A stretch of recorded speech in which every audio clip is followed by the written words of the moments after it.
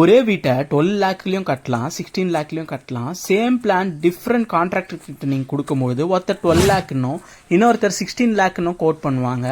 அதுக்குன்னு 16 லேக் சொல்றவங்க ஏமாத்துறாங்கன்ற அர்த்தம் இல்ல. டிஃபரன்ஸ் எங்க இருக்குன்னா foundation rules and strength, proper procedure follow பண்ணுறாங்களா, என்ன பிராண்ட் டிஎம்டி யூஸ் பண்ணுறாங்க, எவ்வளோ யூஸ் பண்ணுறாங்க, மெட்டீரியல் குவாலிட்டி, மெட்டீரியல் குவான்டிட்டி, காலமோட ஸ்ட்ரென்த்து, அதுக்கப்புறம் அதோட size, brick, block type, structural planning கரெக்டாக பண்ணுறாங்களா, சாயில் டெஸ்ட் பண்ணுறாங்களா, இது மாதிரி ஏகப்பட்ட விஷயம் இருக்குது. இந்த விஷயத்துலலாம் காம்ப்ரமைஸ் பண்ணால் கண்டிப்பாக பட்ஜெட் குறையும். ஆனால் ஃப்யூச்சரில் மெயின்டெனன்ஸ் காஸ்ட் வரும், கிராக் வரும், லீக்கேஜ் வரும். நெக்ஸ்ட் ஃப்ளோர் பில்ட் பண்ணுறதே கஷ்டமாக போகிறதுக்கு வாய்ப்பு இருக்குது. சில பேர் கன்ஸ்ட்ரக்ஷனுக்கு ஃபாலோ